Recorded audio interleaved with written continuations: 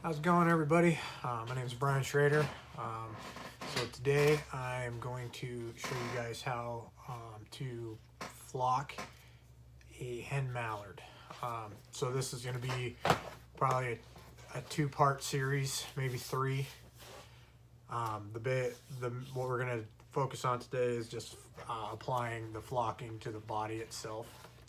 I'm also going to talk about how to select decoys, how to fix them, prep them before you start flocking them. So this is all kind of a start to finish video. So for the first thing that I do when I'm selecting my decoys is I take them out with the hose, scrub them down, wash them. I'll take a heavy bristle brush like this and just scrub them with Dawn dish soap, rinse them off really well, and then set them out to dry overnight. The other thing you do after you clean them up is look them over, make sure there's no cracks in the keels, there's no BB holes. A lot of times the way I get my decoys, I'll go to garage sales or find people on Facebook or whatever that have decoys for sale, and a lot of times the people are selling ones that are shot up or got BB holes in them, and they're selling them for super cheap, which to me, I don't care if it's got BBs in it or not. If it does, I'm just going to foam fill it and patch the holes and flock it anyways. So to me, that's not such a big deal. These videos will also probably help you guys with the same issues with your own decoys. If you have decoys that have been shot, they don't float no more, you can patch them up, give them some new life, make them good again. It's real common with diver decoys, not so much puddle duck decoys, but I actually did find some puddle duck decoys that sound like maracas, and I'll pull one out and show you kind of what I did to fix it, and then we'll roll right into how to flock a hen mallard. I'll show you exactly what you need.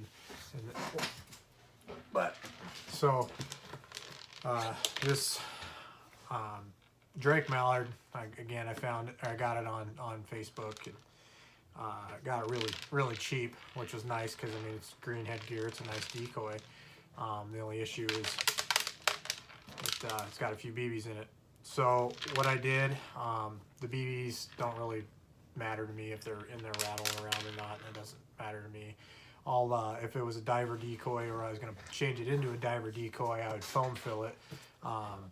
Just since it's already got holes in there, you just punch a bigger one in there for your expandable foam.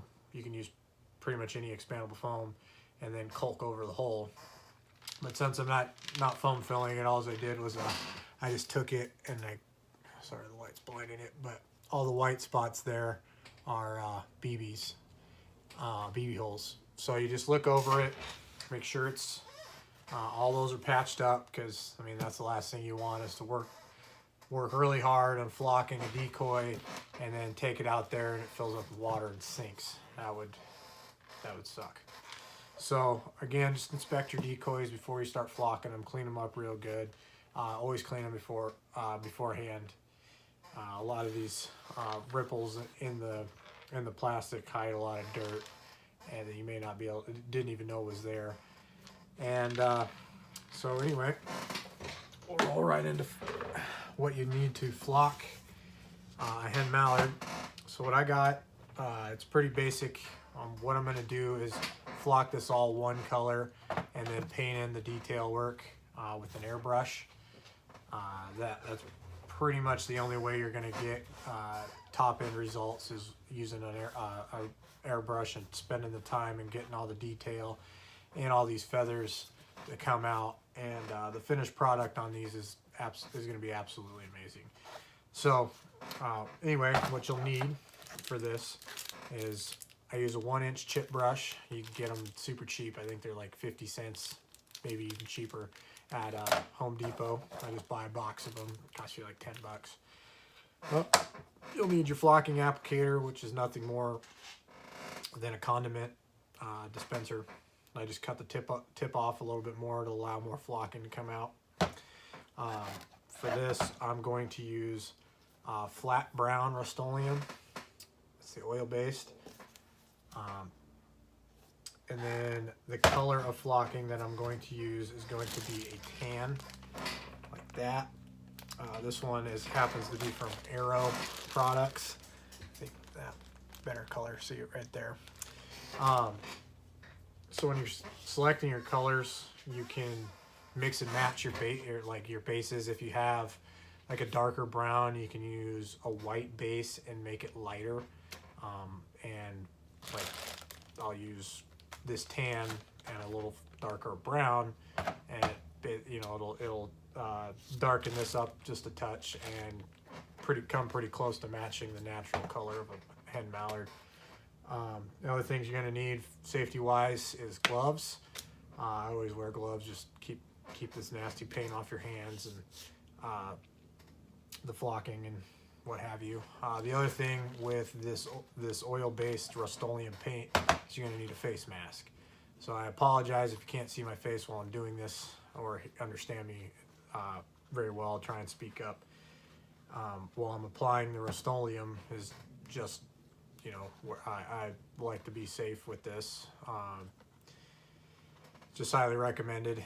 I mean, you can do what you want, it's your lungs, but anyway, the next thing you're going to need is a catch bin for all your extra flocking, and that's it for that. So I've already preloaded my flocking inside my applicator. So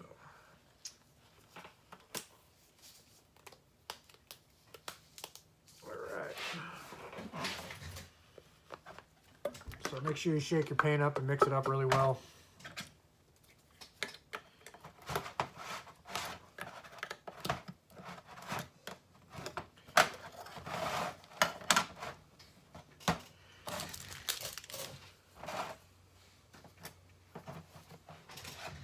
So just take it, apply a nice even coat. I try and get it in as thick as possible on my base coats, just because it's going to hold more flocking. You can't put too much flocking on here. There'll be there's a happy medium between too much paint, not enough paint, and basically what I've found is if you get it to the point where it's almost running, then that's perfect. So not quite running and dripping, but pretty close. And you can just kind of work it with these hens. It kind of takes a little more time to make sure you work it into all the grooves of these feather details.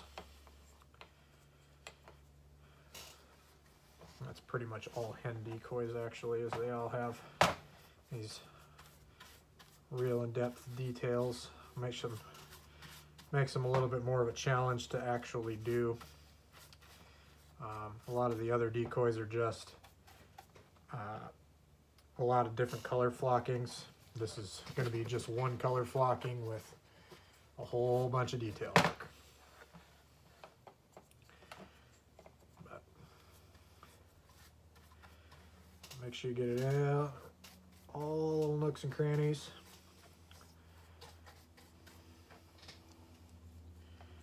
You don't really got to worry about the blue patch at the moment. I'm going to lay that in later in the process. You can paint it in, or what I'll do is I'll just come over the top with a little bit of blue, or you can leave it out all together. It's not going to make that much of a difference whether it's there or not.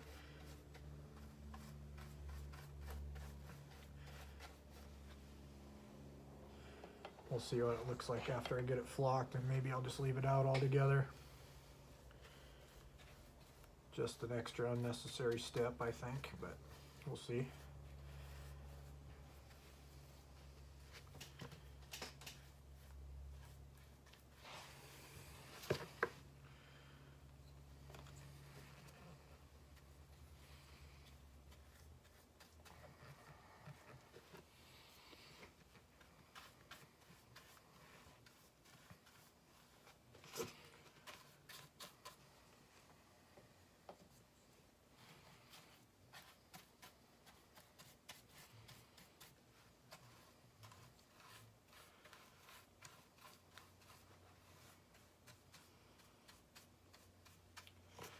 So yep, just the only part of this that you're really going to have to kind of slow down is the head portion. So I usually save that till last. Make sure I get all the way around the duck first.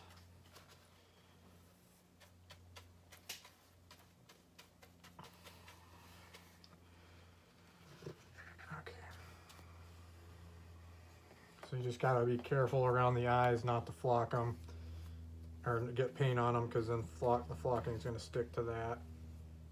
And around the bill, you could take the bill off. I suggest doing that when you're starting out, just so you don't get a little bit of paint on there that you didn't mean to.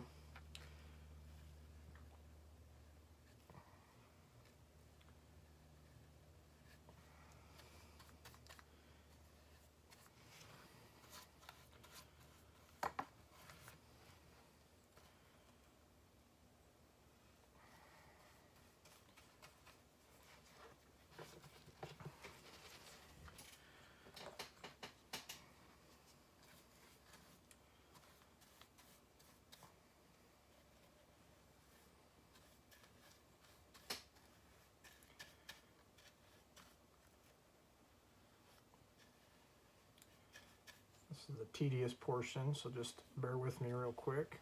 Almost done.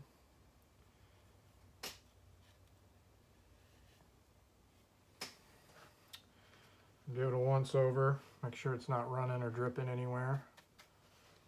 Just give it a couple little touch-ups. Sometimes there's some air bubbles that form on them in your paint. Okay, that looks pretty good. So the next portion, just gonna hold it over your catch bin like this. See a little bit better. I like to face the decoy pointing build towards the bottom.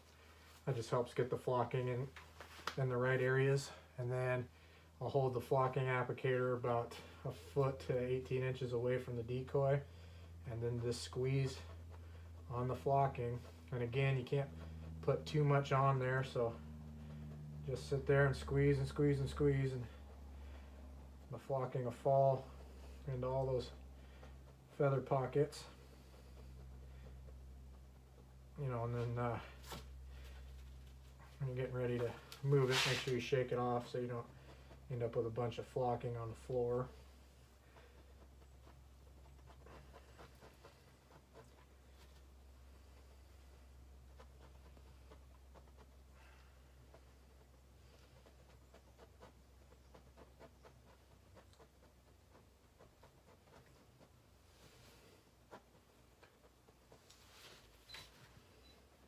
And then turn it over when you get to the front.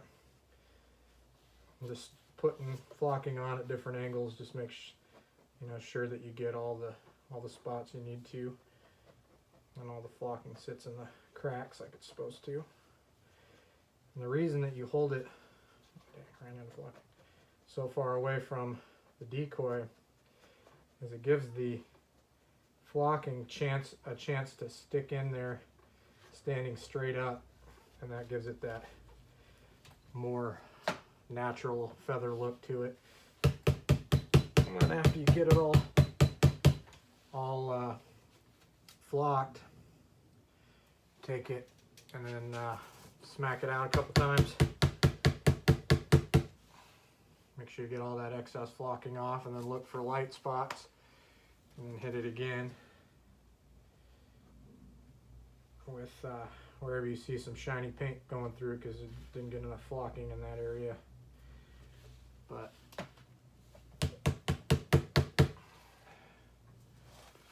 so sorry guys, safety glasses fell out. Anyway, so that's basically it. Ready to flock it, and it gives you this light color. When you start shading and detailing, it's going to darken up a little bit, so it won't look so white. It's actually just because of my light, but yeah, it's actually a little darker than it looks. But that's basically the start of your flocking a hen mallard. The next portion will be, you're going to flock it twice, So let this sit overnight, and then tomorrow come back, or the next day, or whenever you get to it again, come back and give it a second coat, and let that sit overnight, and then you can move on to the second phase of the video, which I'll show you, which is going to be airbrushing and detailing. It'll be a quick one. I'll show you how to do, just follow the contours on the duck itself, or the decoy itself, and bring out the details of it, and make it look really good. But anyway, thanks guys, thanks for tuning in.